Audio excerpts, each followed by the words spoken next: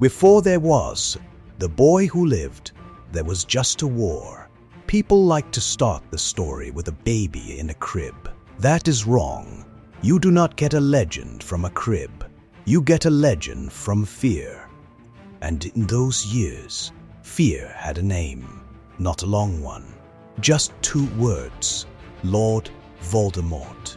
Most wizards would not even say it out loud. They called him you-know-who, he who must not be named, him. As if a softer word could make a softer death. He did not invade openly with banners and marching legions. He did not need armies. He made them. He took angry young wizards who hated muggles, promised them purity, promised them power, and called them Death Eaters. Masks on their faces, dark marks burned into their arms, obedience bought with terror. The ministry tried to pretend everything was under control, but people disappeared. Old families switched sides overnight. Your best friend could be an informant. Your neighbor could be imperiused, walking around like themselves, but hollow behind the eyes. That was Britain's wizarding world in the final years of the First War. That is the world Harry Potter was born into. Voldemort's rise was not an accident. He believed 2 things. First, blood matters more than anything. Old blood, pure blood, blood untouched by muggles. Second, death is a weakness. Other men die. He would not. He was not trying to be minister. He was not trying to be a political leader. He was trying to become permanent, and he was close. By the time he marked his first true enemies, he had already done things most wizards would not even study, much less attempt.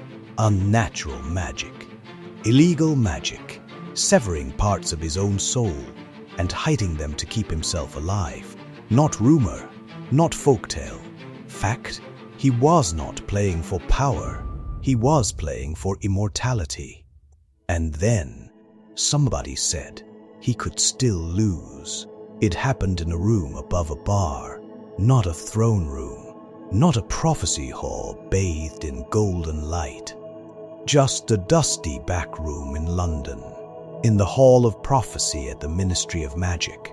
Rows and rows of glass spheres whispering futures. One of those futures spoken aloud, a prophecy. We only know fragments, because only few people heard it complete. But we know enough. A child will be born to those who have defied the Dark Lord 3 times, born as the 7th month dies. And the Dark Lord will mock him as his equal. But he will have power the Dark Lord knows not. That was the moment Voldemort stopped being invincible, not dead, not beaten, just vulnerable. And he could not allow that. There were 2 possible boys. 2 couples have fought Voldemort and survived him 3 times. 2 children were due at the end of July. One child was Neville Longbottom, son of Aurors, pure blood. The other was Harry Potter, son of James and Lily Potter, half-blood.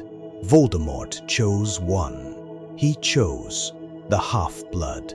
People like to pretend they understand why. They do not. Some say he saw more of himself in Harry, a wizard from a non-pure line, raised in the Muggle world, dangerous because he would never accept pure blood equals power. Some say it was just opportunity. He knew where the Potters were hiding and could not immediately find the Longbottoms. Maybe, maybe not. Here is what matters. The night Voldemort chose Harry Potter, he also chose his own fate. James and Lily Potter were in hiding. After the prophecy, Albus Dumbledore, who, at that time, was the only wizard Voldemort truly feared, convinced them to use a protection charm called the Fidelius. It works like this. You put a single secret, in this case, the location, inside one person's soul. That person's called the secret keeper. Unless the secret keeper tells you, you cannot find the place. You could walk past the front door and never see it. James and Lily trusted their lives to a friend. They had two choices: Sirius Black, James's best friend since school, or Peter Pettigrew, their quieter friend, loyal, harmless, not dangerous enough to betray them. So they picked Peter. Peter had already betrayed them. On the last night of October, Voldemort did not have to track them. He did not have to force open the charm. He walked straight in. People always say, the night Voldemort attacked Harry Potter, that is romantic. The truth is uglier. It was not a war. It was an execution. He entered the house in Godric's Hollow, wand drawn. James Potter met him first. No wand in his hand. No time. Voldemort killed him where he stood.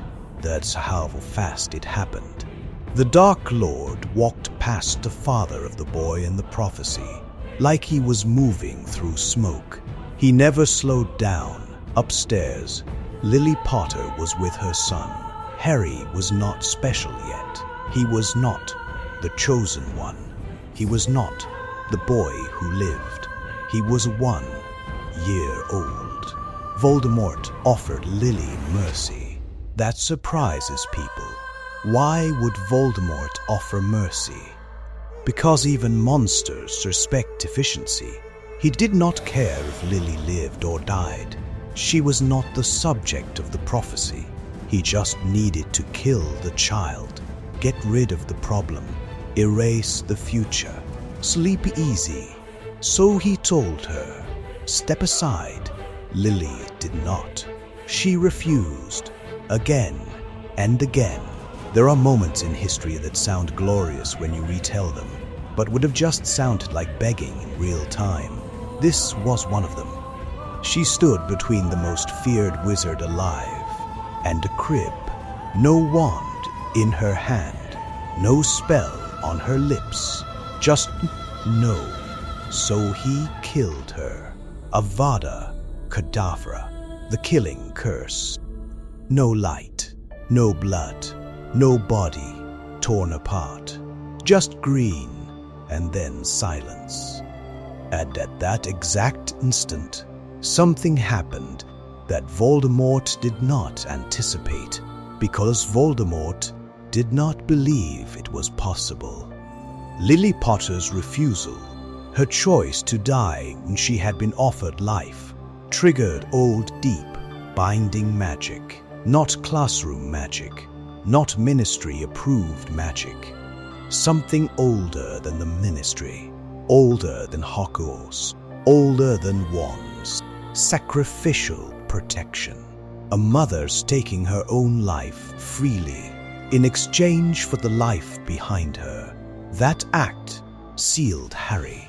It wrapped him in a kind of living shield, not a visible bubble, not armor, but a protection Voldemort had never studied, because Voldemort did not study love. He did not consider love real magic. He considered it weakness. That was his mistake. Then came the moment every wizard remembers, even those who pretend they do not. Voldemort faced the crib. He raised his wand. He spoke the words no child should ever hear. Avada Kedavra. Green light struck Harry Potter in the forehead, and it did not kill him. It broke. For the first time in his life, the killing curse broke. Magic does not like to be interrupted, especially dark magic.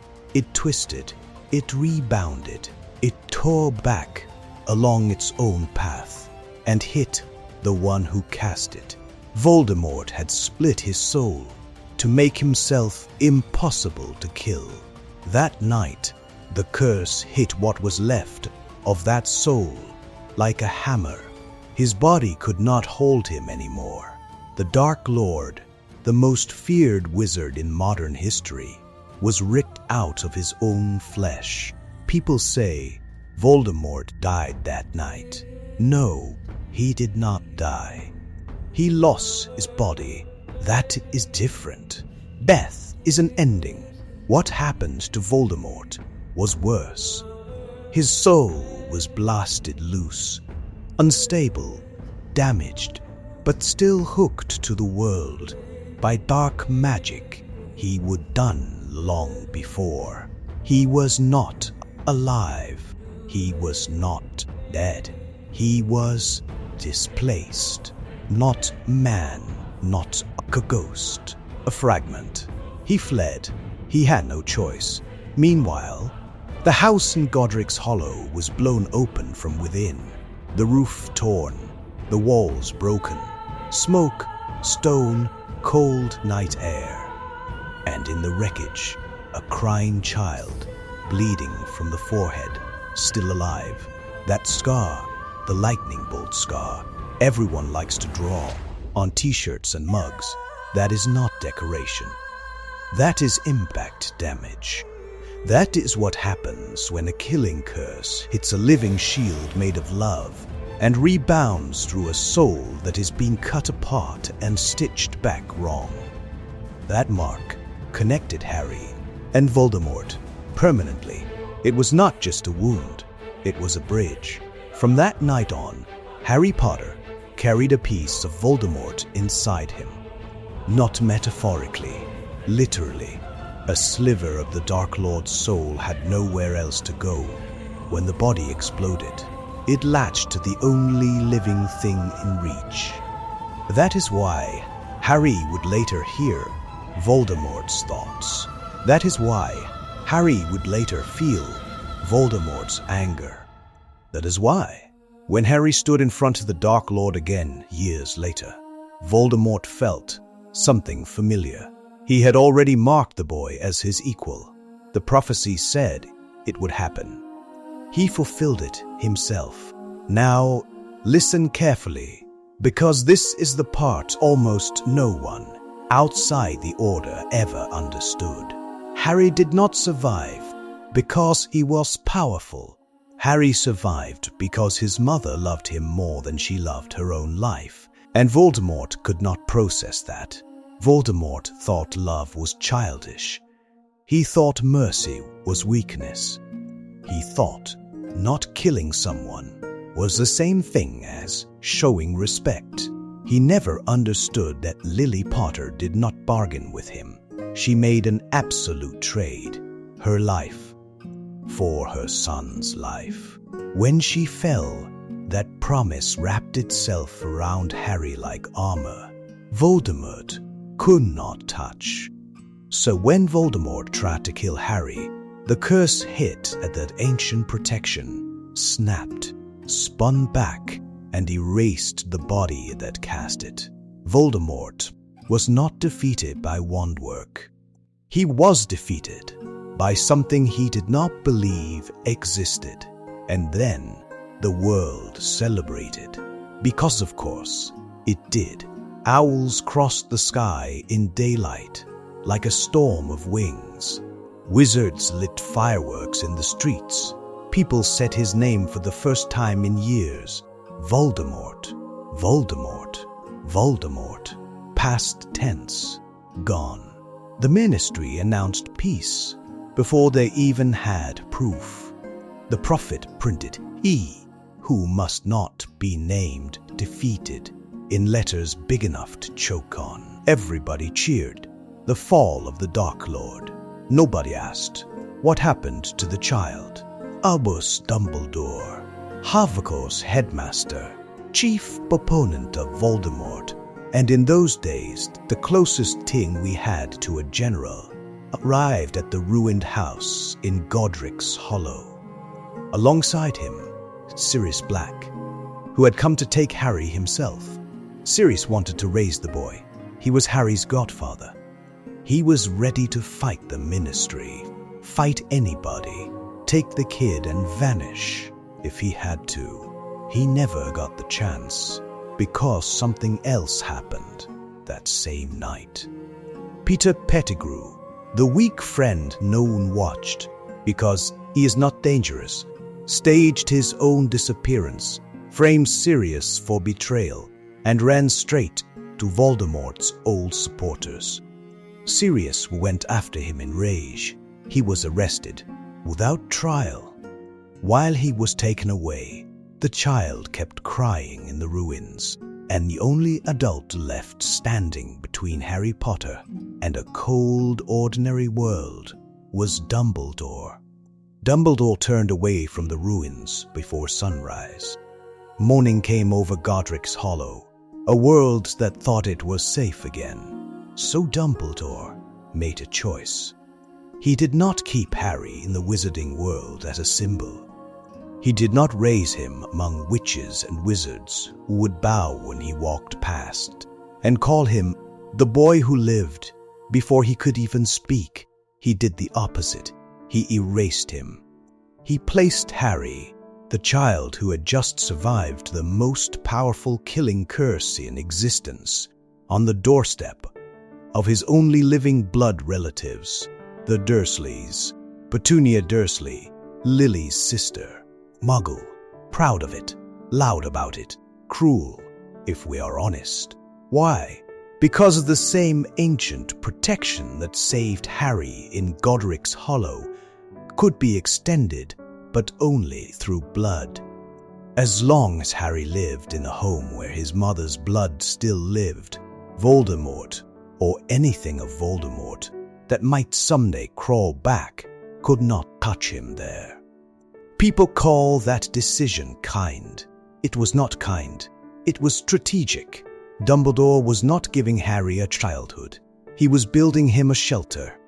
And that is where the myth begins to rot into truth. For 10 years, the wizarding world told stories about the boy who lived, the savior, the chosen one, the living miracle who felled the Dark Lord.